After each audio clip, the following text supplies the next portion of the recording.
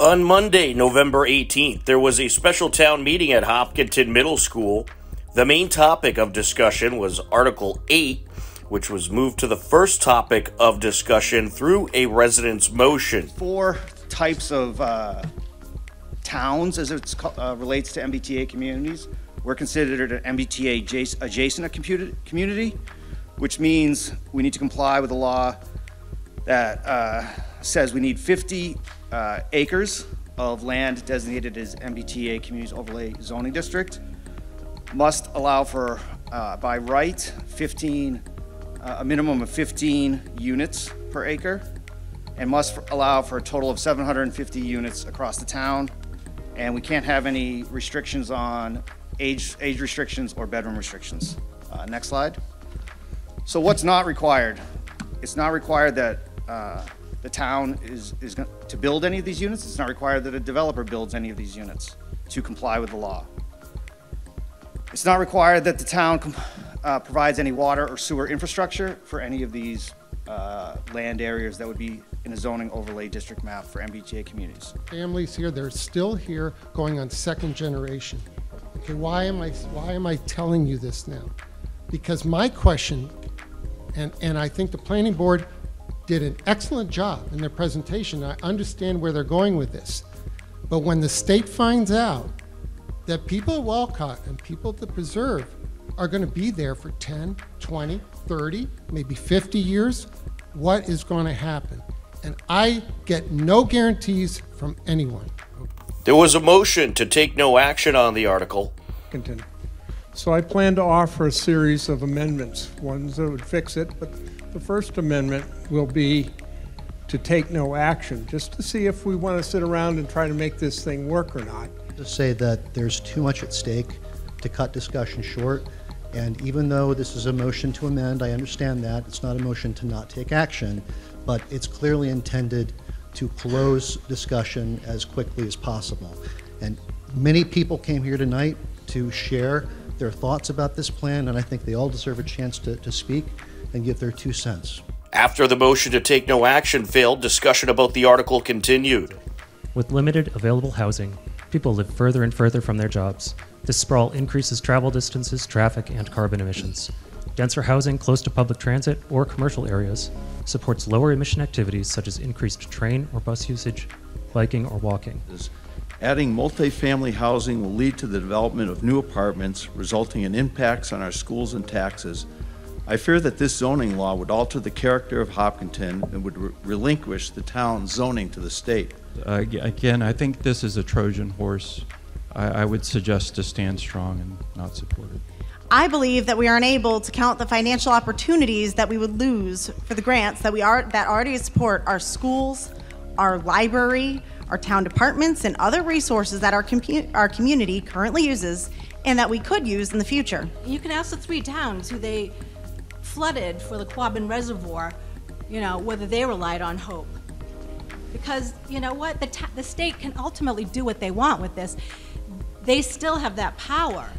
And the motion passes, please hold applause. Motion passes 236 to 167. And with that, we're going to move on to Article 1. Article 1 continued a tax exemption for seniors.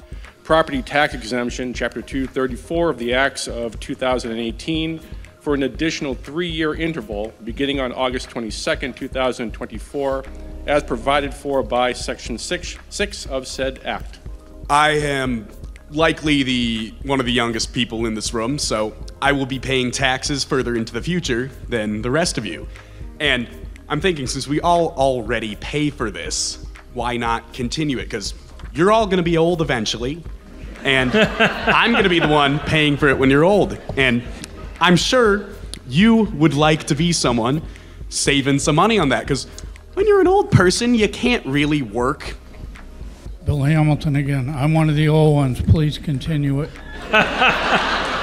All those in favor, please say aye. Aye. All those opposed, no.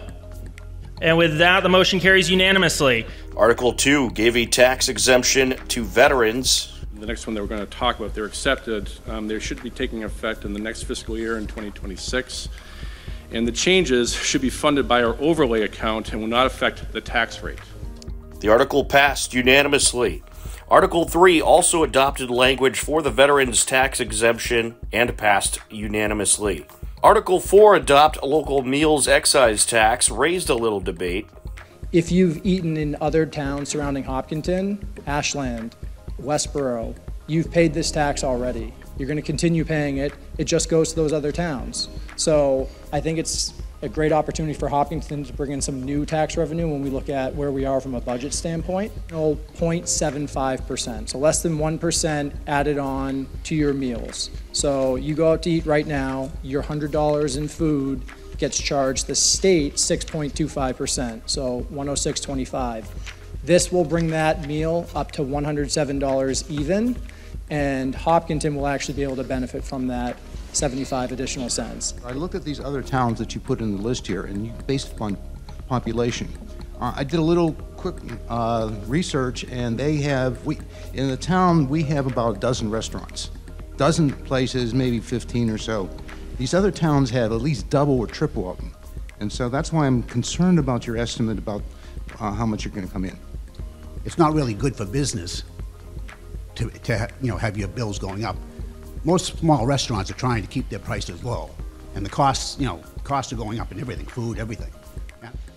And the motion passes 186 to 113. Article 5 transferred control of 3 Hughes Farm land parcels to the Open Space Preservation Commission. It already belongs to the town. We purchased it through community preservation funds a number of years ago, and it is supposed to be a town entity that would manage. We need a town entity to manage the property. The article passed unanimously. Article 6 was a housekeeping item to rescind authorized and unissued debt from projects that no longer require funding. And so we have $1.8 million in debt that was authorized. We voted at town meeting, but we didn't actually need the money. So this money was not borrowed, but it's on the books as debt, so it just lowers our liability. The article passed unanimously. Article 7 established a Board of Health fund with a limit of $200,000.